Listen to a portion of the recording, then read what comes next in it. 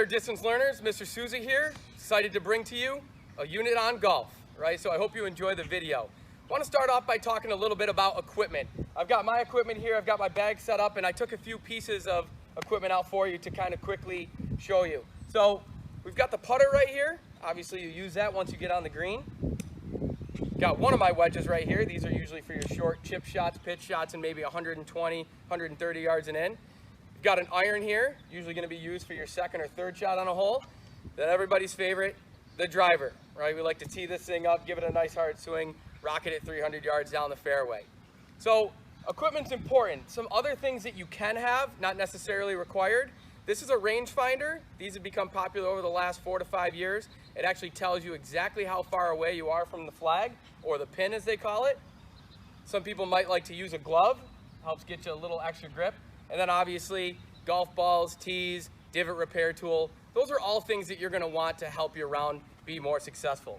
I also got a pair of my golf shoes here, and those provide a little bit of extra traction. They're not necessary to golf, but again, just some things that help. So I want to start off today by talking to you about the basic setup. And we're going to use the acronym GAPS, right? And GAPS stands for grip, aim, posture, stance. So I want to show you the grip first. This is the grip of the golf club. And with me as a righty, I'm going to start by getting my left hand on the club, grip across the finger pads. I'm going to wrap my fingers around, wrap my palm around, and as I set up here, I'm going to have the V of this hand pointing towards my back shoulder. Right? Next, I'm gonna bring the finger pads on the bottom part of the grip here. I'm gonna wrap my palm over the thumb, and I'm also gonna have that V pointing to my shoulder as well. That's going to get us into a nice neutral grip.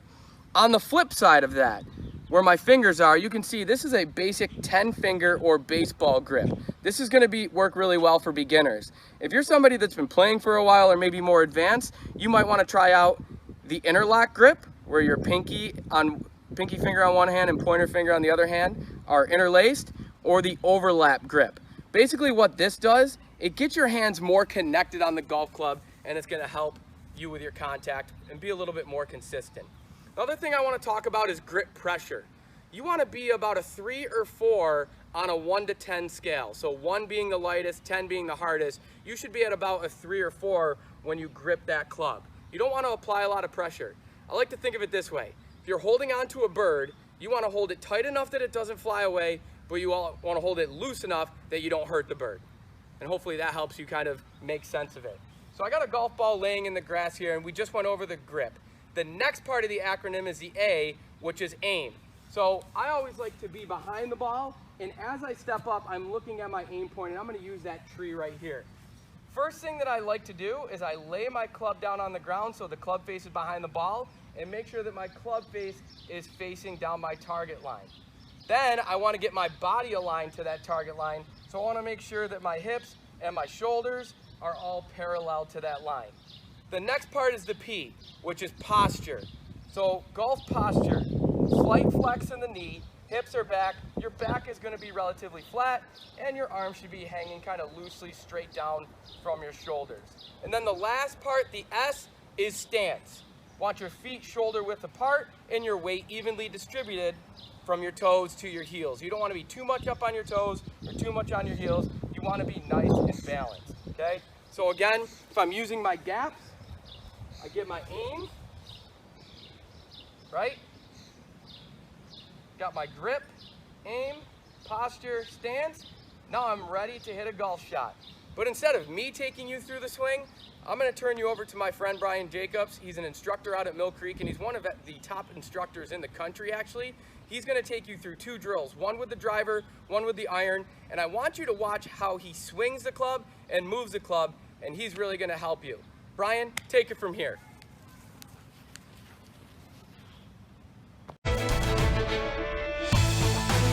Thanks for joining me. I'm your lead Golf Academy coach, Brian Jacobs from Rochester, New York.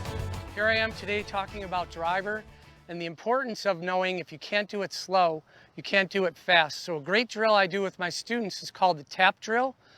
Basically what we want to do is we want to get the ball set up in our normal position and posture, and we want to take a very, very slow swing, checking out our positions as we move the golf club, making sure that it doesn't move too far inside. If it moves too far in, when we want to bring it down, we have no place to shallow the club out. So we'll take it back and look a little bit at the end of our takeaway, take it up to the top. We want to relocate the golf ball, start our transition, bring the club down and tap it, and then ask ourselves, what did we learn? I learned on that shot that I had the face too closed and I actually hit the ball a little bit on the heel of the club. So I have a reference point now for a strike point, and I can go back to that drill and I can continue to try to hit it in the center of the face and hit it higher. I like to hit their irons farther or have more power. The typical problem we see when people come to the lesson tee is that they add loft at the bottom of their golf swing. So they're not moving the club down properly. So what I've done here is I've set up a little model or a matrix for you that's really easy to set up. Just need a towel about 6 inches or so behind a golf ball, a tee in front, and then 2 tees to the side. And what we're going to try to do is strike an iron, missing the towel, collecting the tee in the front, and then getting it through the gate. So let's see if we can do that and perform a great shot and have more power. What this does is it actually leans the shaft a little bit more forward. So you may hit a few shots to the left for a right-hander at first, but you'll figure out the face quick enough. Let's see if we can hit one. Again, I'm trying to miss the towel and collect that tee in the front.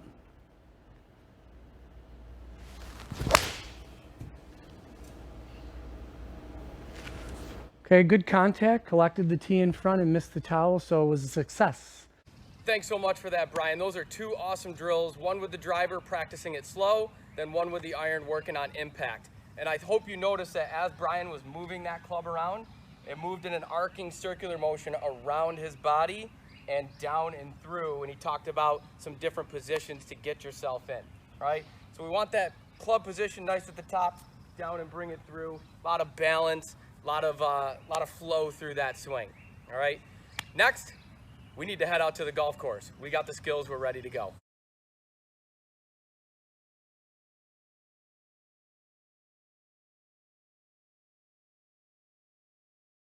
What's up, everybody? We're out here at Eaglevale playing 9 holes. Golf, for the most part during this pandemic and pause, has been open because you can social distance, as you can see. My ball is here in the first hole in the middle of the fairway, and then my buddy Alex, who I played high school golf with, who's carrying his bag there over to his second shot because he hit a tree. It happens. He's over there, and then my younger cousin Austin, he's over there as well. So we're social distancing. We're out here on number 2 at Eaglevale. Another ball in the fairway. As I mentioned, you know, social distancing's a thing. That's why golf courses have been open. Hey, Alex, wave. That's my buddy Alex. We played high school golf together years and years ago. So we're out here enjoying some social distancing. It's definitely changed the way we go about business in the world, and it's changed the golf courses a little bit. There's some specific rules that you have to follow outside of just being socially distant. You're not allowed to touch the flag sticks anymore. You got to leave those in. They've removed all the rakes from the bunkers. That's my cousin Austin way over there. I think he's taking a few branches down on this hole. But you can play with all skill levels and still enjoy the game. All right, what's up, guys? We're out here at number 3 at Eaglevale, which is a par 3. So we haven't really talked about par yet. The par of a hole is the number of strokes that it should take you to get it in the hole. So a par 3 is typically a shorter hole and one that you can normally reach the green in the first shot. Also here at the tee box, you have some different places that you can play from. The red tee markers up front over there are known as the forward tees. The white tee markers are your middle tees, and you can see that they've got a green marker there as well, so they have multiple different tee boxes. Right here, the tees that we're playing from today in our group would be the tournament tees, and then the gold tees here at Eaglevale would be signified by the being the championship tees. So you really have a lot of different options depending upon your experience level with the game. So we're at a par 3, and we'll get a swing here in a minute. All right, so here we're about 140 yards from the pin, which is probably like a pitching wedge or a 9-iron for me. I'm going to select a 9-iron just because we got a little bit of a wind, and I'm going to hit it nice and soft. I've got my ball teed up between the markers, and I'll go through my process of hitting a shot. So I'll usually get behind the ball, visualize a shot, a couple practice swings to help me get a feel for the type of swing I want to make. And then the last thing I do is I get myself the line, step up to the ball, hopefully hit a good shot. You should have brought the thing out, dude.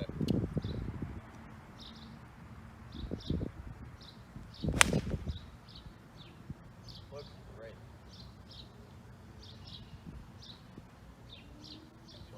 Left side of the green. All right, so we're out here at number 4 at Eagle Vale, which is a par 5. So we just played a par 3.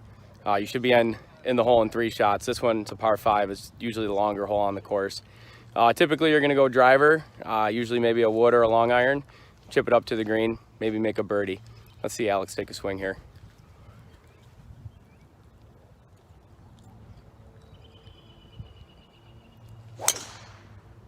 So we're out here at number 7 at Eagle Vale, and this is a par 4. So we've talked about the par 3, we've talked about the par 5.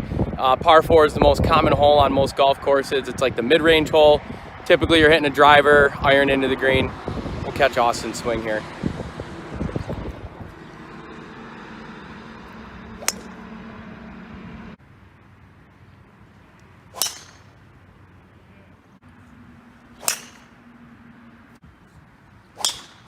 Here we are on the 9th green. I've hit it to about 20 feet here and I got a birdie opportunity. So talk a little bit about putting. Typically you want to get down behind the ball so you can kind of see how the ground breaks. I can see that maybe this one's going to go to my left a little bit and it might be slightly uphill. That gives me the information of the line I want to hit. Then I'll start my routine. Just kind of get a feel for the speed of the swing I want to put on the putt.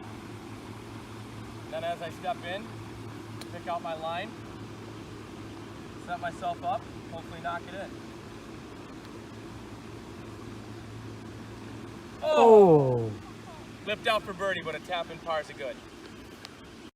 So we're here at the end of the round. Typically this is where you take off your hat and shake hands with your opponents, but due to COVID-19 restrictions, we're just gonna go air fist bumps to the boys. Hey, thanks for coming to Eagle Vale with me. Appreciate it. Hey, thanks so much for joining me out on the golf course. Hopefully you guys learned a little bit about the course, a little bit about different things out there, and can apply that to your own games. I would have loved to have spent a little bit more time on those things, but the course was really busy, and it's always good etiquette to make sure you're not holding the people up behind you. I hope you guys have a great day. Thank you for taking some time, and hopefully you learned a little bit about golf. Fist bump.